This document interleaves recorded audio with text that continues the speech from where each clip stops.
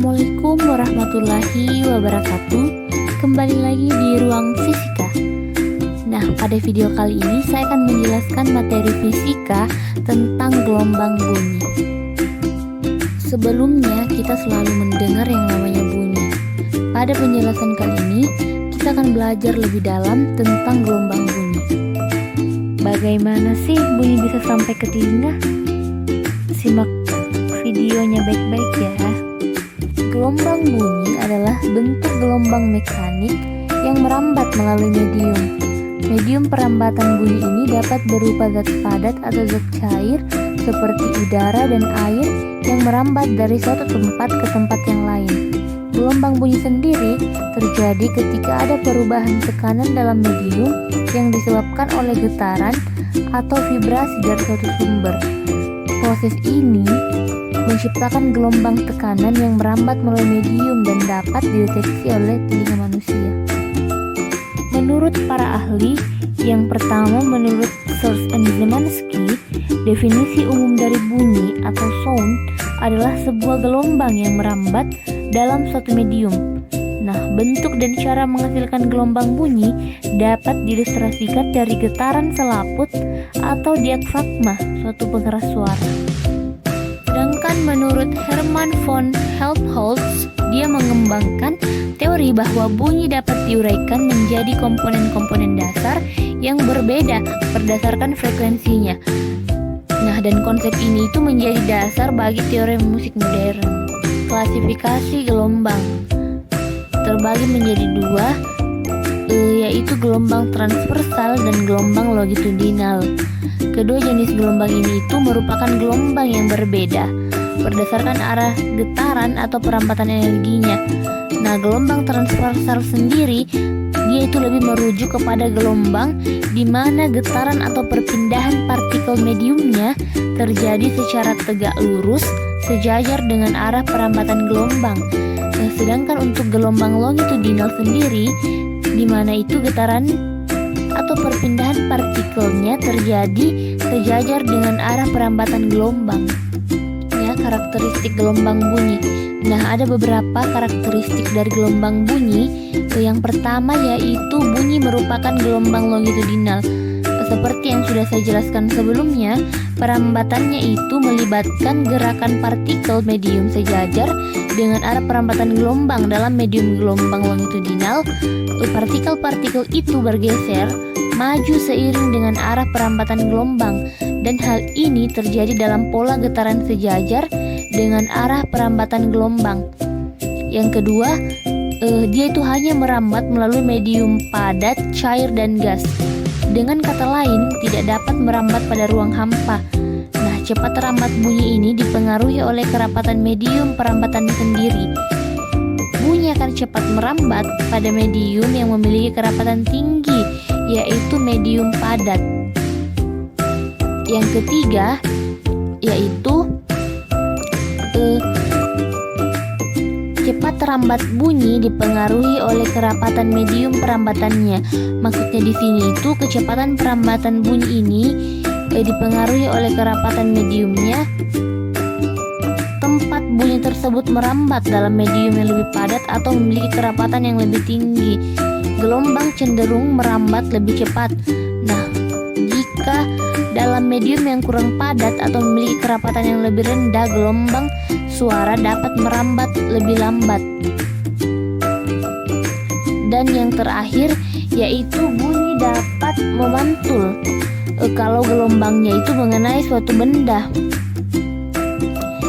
Jadi, pantulan bunyi terjadi ketika gelombang bunyi bertemu dengan suatu rintangan atau permukaan dan kemudian terpantul kembali ke arah asalnya. Misalnya permukaan yang keras dan halus cenderung memantulkan bunyi dengan baik, sementara permukaan yang lunak dan berpori cenderung menyerap sebagian besar energi bunyi. Ketika bunyi memantul, kita bisa mendengar gema atau pantulan suara yang menciptakan efek akustik tertentu, seperti pantulan suara dalam ruangan yang kosong atau di area yang terbuka.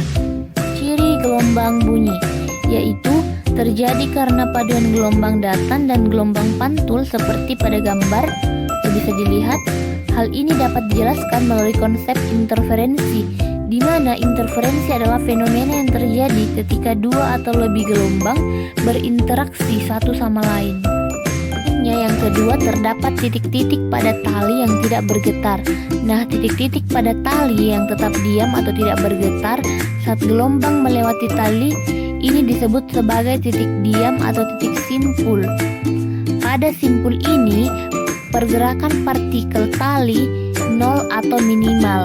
Jadi pada tali yang bergetar, pola simpul dan antinoda bergantian satu sama lain.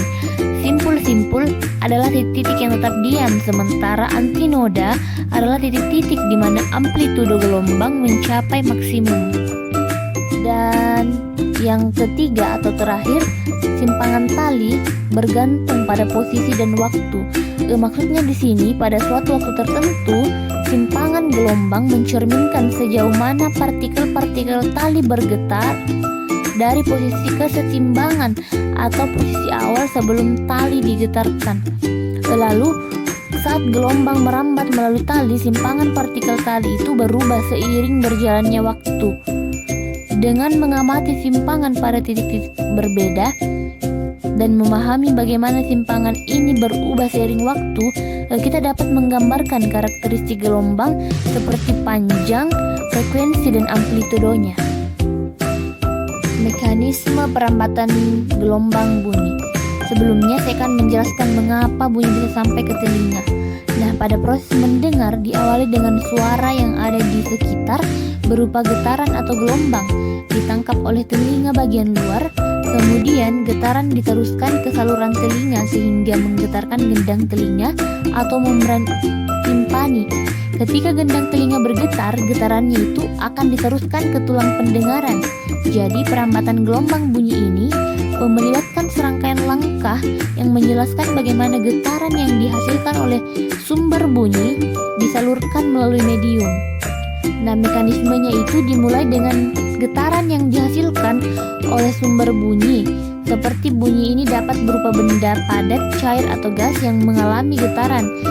Contoh sederhananya itu getaran dari bibir seseorang pada saat sedang berbicara. Selanjutnya, perubahan dari tekanan menyebabkan peningkatan tekanan dalam medium. Nah, perubahan tekanan yang dihasilkan oleh getaran bergerak seperti gelombang, menciptakan zona bertekanan tinggi dan bertekanan rendah. Jadi mekanisme perambatan bunyi ini terjadi terus-menerus selama getaran sumber berlangsung. Persamaan gelombang bunyi. Nah, cepat rambat gelombang bunyi ini dapat digunakan persamaan V sama dengan lambda kali F atau V sama dengan lambda per T. Jadi V-nya di sini cepat rambat gelombang bunyi dengan satuan meter per second, lalu lambdanya panjang gelombang dengan satuan meter, kemudian ada F sebagai frekuensi sumber bunyi dengan satuan hertz, dan yang terakhir itu ada T sebagai periode gelombang dengan satuan second.